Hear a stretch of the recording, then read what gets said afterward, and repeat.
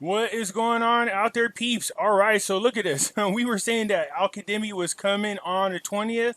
Nope. My man will be here tomorrow, and I believe he's supposed to be here for 4 days. But there are some very interesting articles pointing out some very interesting things. We will get into that. Just a quick reminder, everybody, if you're considering buying some precious metals, give our friends over there at Money Metals Exchange a consideration. They've helped out thousands of my subscribers. I'm not even kidding. Thousands of them. So if you're new there and you have more than $100 worth of purchases, please use promo code Pimpy, P-I-M-P-Y, and get a free ½ ounce of silver. We have Pimpy's Investment Chat. It's the same name as the YouTube channel. Over here, we do talk about investment opportunities, gold, silver, cryptocurrencies, as well as foreign currency investments. All right, over here, the hidden things in front of your eyes. We talk about NESARA, Gesara, current events, QAnon, anything else like that some people would consider a conspiracy. Let's get into the news. All right. Okay, so here we go. The 4 files on the agenda of the government delegation to be discussed in Washington. While we've heard them repeated several times. So on Monday, a spokesperson for the Prime Minister announced the up-and-coming meeting between the Foreign Minister and his U.S. counterparts. A delegation headed by the Foreign Minister will meet with his American counterparts, and said in a press conference followed by People on the 17th, so that's today, indicating that the delegation will discuss the conduct of the second phase of the strategic dialogue. So they're now in the second phase. See, I don't think they're just talking about when they're leaving, the soldiers are leaving Iraq, okay, because they're already making huge strides to do this. But I think most likely, knowing Trump, he's working out a trade agreement at the same time. We know he's all about his business, okay? So it wouldn't be surprising to hear them announce a trade agreement. All right, so the Prime Minister, Al-Kadhimi, stresses the need to have the courage to fight bureaucracy, explaining that the cabinet decided to release documents for medical college graduates. Okay, the Prime Minister's visit to Washington will discuss the security, economic, health, and energy fields. So they released documents for medical college graduates. Why would the cabinet do that? I have no idea. As maybe are they trying to say release medical records on people? Not sure, but very funny. That's a HIPAA violation. Let's see here. The Council of Ministers approved the unification of the customs tariffs yards at the port and its name as the Grand Welcome Square. The government is ready to hold the elections and is able to hold them on a specified date, which we know is June the 6th of next year. The second phase of the strategic dialogue is not the last, and there will be others. So in other words, that's between the United States and Iraq. There will be others, but I'm wondering, it doesn't say specifically with America, but it makes sense, The ration card items is not appropriate for the Iraq citizens, and there is a vision that is being studied. So the ration cards, these cards of putting everything on digital, not appropriate. Good. I hope they find an alternative way. I hope countries stop trying to find a way to push everybody into a cashless society. I mean, this thing was planned. There's no doubt about it. Its goal was to push us into a great reset, which is a total total socialist economy around the world. So it was planned because they had BLM in there, Antifa in there, and those two groups are Marxist groups pushing us towards communism worldwide. So yeah, I mean, if they control your money in the bank, then you'll do whatever they want to get access to your money.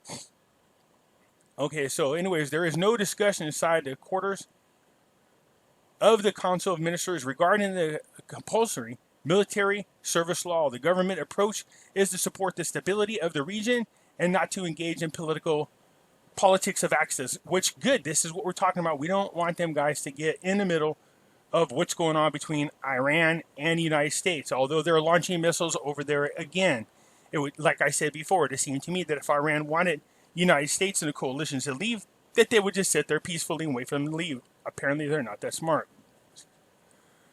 The turnout of the American voter and his election to Trump depends mainly on Al-Kadhimi's visit to Washington, But when I first read it, this seemed really misleading because it's easy to assume going the turnout of the American voter and his election to Trump depend mainly on Al-Kadhimi's visit. So I was like, oh, maybe they do want to do a rate change because it's going to make a lot of millionaires, a lot of people rich in the United States. And boy, howdy, that definitely would help Trump's election, but it's not what they're talking about, all right? Independent MP Barderi said on Monday that the American voter turnout and his election to Trump depends mainly on Al-Kadhimi's visit to Washington. Rivaling the Prime Minister's, Al-Kadhimi's met with the heads of political blocs before going to America and will not return with an empty quiver from there. Okay, so he said in a statement, followed by the news, Al-Kadhimi consults with the leaders of the blocs on the axis of his visits to America, and everyone assured that sovereignty, you see that? Sovereignty is the main focus of the visit. I've been telling you guys that's really what their goal is. Okay? Sovereignty. Now, there is some debate about this, what this actually means. And I'm going to show you real quick here. I should have had this open already, but it's important for you to see what this means because people kept going, no, Iraq already has their sovereignty. No, it doesn't. Supreme power or authority, the authority of a state to govern itself or another state, a self-governing state. So if they're asking for their sovereignty to be restored, then obviously they're not governing themselves. They have the UN watching over them, okay? So restoring the sovereignty is the main focus of the visit, and Al-Kadhimi is more aware of what Iraq needs from America. He continued, Trump trying to persuade the American voter through Iraq and the American voters' turnout for the election is linked to Al-Kadhimi's visit to America, noting that the Prime Minister will not return with an empty quiver from Washington. So this is where they are. Okay, so it's not to do with the rate. I think I know what this is. So Trump has been brokering peace in the Middle East, and Iraq is a huge part of that. So if he could get them to make some type of announcement that they will work and cooperate with Israel as well, you will have another Arab nation making that agreement. And again, this just looks good for Trump when he goes into re-election. So I'm pretty sure what you're going to see happen is Al-Kadhimi go, you want that? I'll make that deal with you. But now I want something in return. And what do you guys suppose that is? The sovereignty. That's right. Do the Pimpy dance. Yes. Do the Pimpy dance. I should switch it to do the Pimpy dance. All right. Let's do the Pimpy dance. All right. Look, it's looking good. This could work out for both parties because Trump would benefit more than one way. Obviously, if he can get another peace deal and it includes Iraq with Israel, that would be another Arab nation agreeing for peace in the Middle East. If Iraq gets their sovereignty, that would be a huge step towards us wanting to get that rate change that we've been waiting for because their currency has to be recognized. All right? That will be done at the same time as the sovereignty being restored. Now, I want to make something perfectly clear. Although to me it makes sense to do it at the same time, that does not mean their rate will have changed once the sovereignty has been restored. We need the restrictions removed off it. We need an announcement. And then we should see shortly after that some type of announcement on the rate exchange rate. Okay? We will see sometime, but it has to fall somewhere in there. Because once the restrictions are moved off of the currency and they are allowed to once again trade on the Forex, that's going to cause a rush of people running over as speculators will now have access to the Iraqi dinar, which is good for us because it'll cause the exchange rate to go up. In addition to that, if the restrictions are removed, then once again, our banks should be able to buy and sell Iraqi dinar. Okay, so this is good. This is a good negotiation piece. So if I'm Al-Kadhimi, I see what Trump wants. You want another nation to jump aboard on your peace in the Middle East bandwagon? Then here's the deal. I want our sovereignty restored. I want the restrictions removed off of our currency. That's what I want. In addition to that, I want you to make a public announcement and encourage the international community to recognize the sovereignty of Iraq once again. That would be a fair swap, in my opinion. This could work both ways. So the Prime Minister is supposed to leave Washington in the coming hours, for Washington in the coming hours. So he's already on his way. Good deal. Kurdistan Regional Government will start distributing salaries tomorrow. Good. Get them out there, man. I don't know. You know what? The people in Iraq, because I don't live there, so I'm not sure how this works out. But if I'm going based on what I hear in the news, how often do these guys get paid, man? They should be getting paid monthly or at least every week or something. It doesn't even sound like these guys get that. And they still go to work. So hopefully they get back pay and all the other good stuff. I would have no faith in my government if they couldn't pay me when I went to work for them. Nonetheless, there again articles about them getting paid. All right, so the Kurdistan Regional Government decides to distribute salaries according to the monthly financial revenues. Good. Pay your people. Foreign Minister. Positive expectation that Iraq will exit from the list of high-risk countries during the current year. What are the odds of that? This is big. I think what would kickstart this is an announcement by Trump for the international community to once again recognize the sovereignty of Iraq. Look, I think more now than ever before, you could see the stage is being set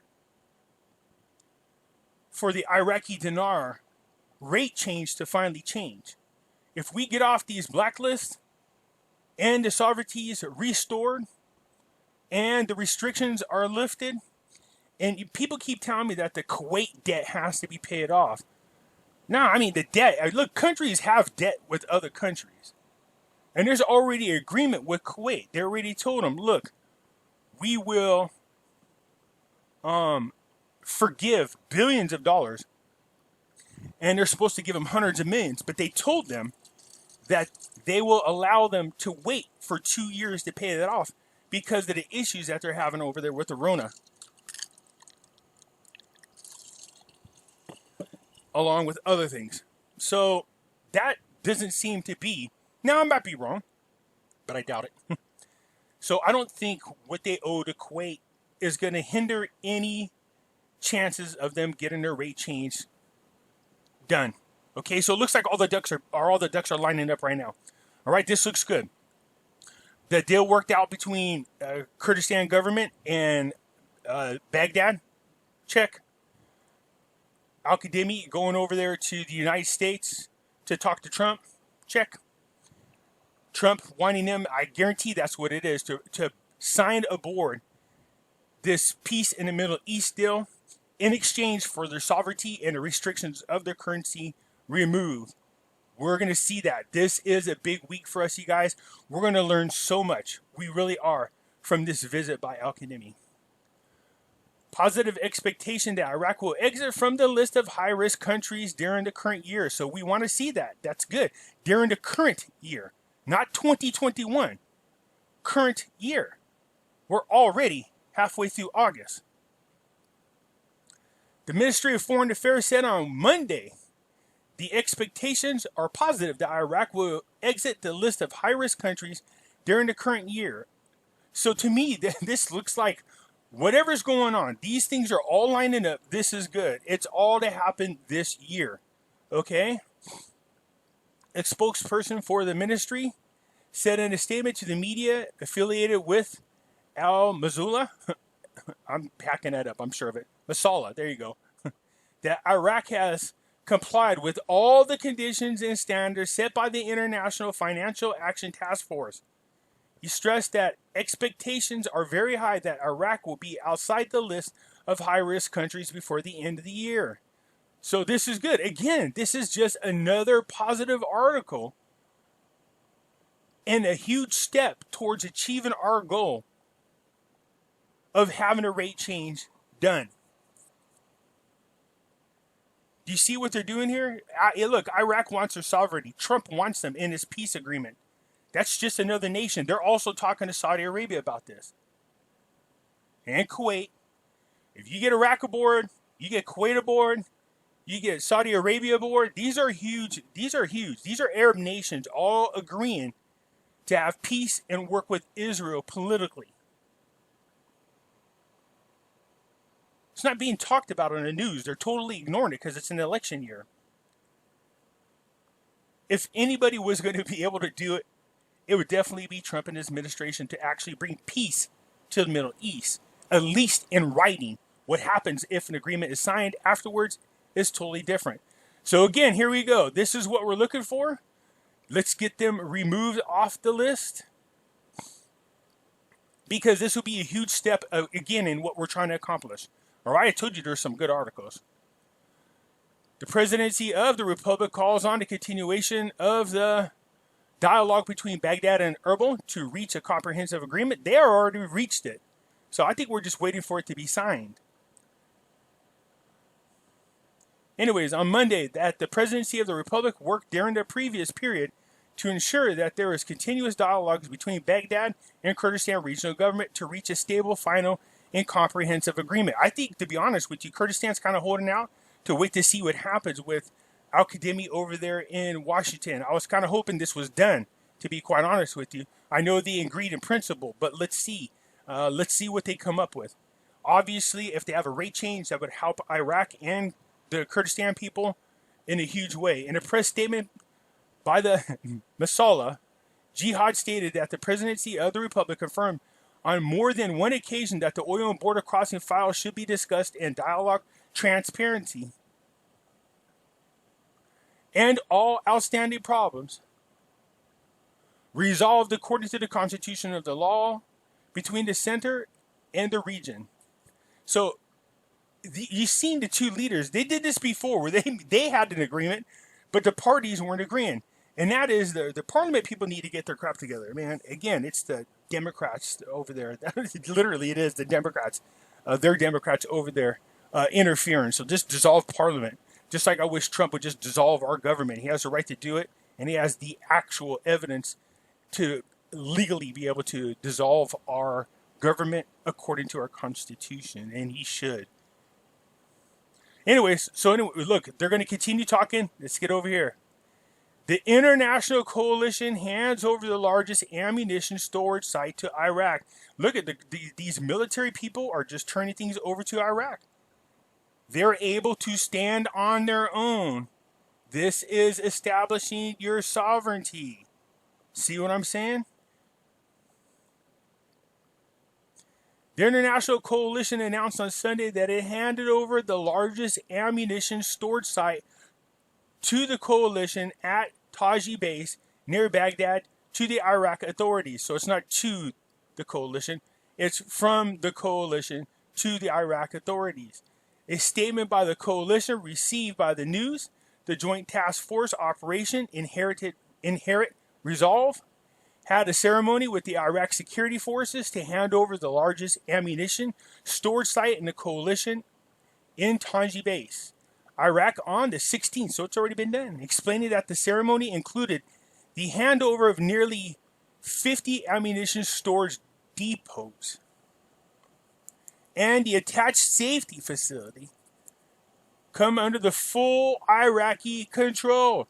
This again is huge. This is another huge step towards Iraq once again getting their sovereignty reinstated. So the coalitions and American soldiers, the more they pull out of there, they have to turn everything over to Iraq. I'm sure some soldiers are going to stay behind, but let's get our soldiers back home, get them out of Iraq, because Iraq has proven that they can do this. Text of an agreement concluded between the federal government. Okay, so again, this is just more of the agreement that needs to be done. We know about this. We know. Oh, here's the part that I wanted to bring up. This is another huge hint. An agreement between Baghdad and Erbil to schedule the deaths of Kurdistan within 35 days and to unify custom procedures between the two parties. But here's the big news. Watch. Sunday, the federal government and the government of Erbil agreed to schedule the death of the Kurdistan region within 35 days and unify custom procedures between the two parties. skip down to the third paragraph. It says the agreement documents, which will be in effect until the approval of the federal general budget for the year 2021, stipulates that an agreement will be concluded within 35 days of this agreement on a mechanism to pay and schedule the payments to be announced, debts owed to the Kurdistan region, and also to deal with the previous debts of the Kurdistan region. So here's the part that so again, when they write things, you got to try to decipher what they're really saying. Are they really saying what we think they're saying? So according to the way this reads, it appears that this agreement that they're now signing, that Iraq would have 35 days from there in which to have the budget passed, which would include how they're going to settle their debts. Now, the Constitution says Iraq has to have 100 days to review the budget, and it must have 3 reads before they do so. So I'm wondering, so again, when you read this, it looks like good. So this means that if they sign this agreement, 35 days from there, the budget will be passed. That's what it's easy to make that assumption. But again, you have to just, the way they write the articles, it's, the way they word it is really tricky. So again, that's just another positive step towards what we're trying to achieve here. So I told you there was a lot of great news in here. There really was.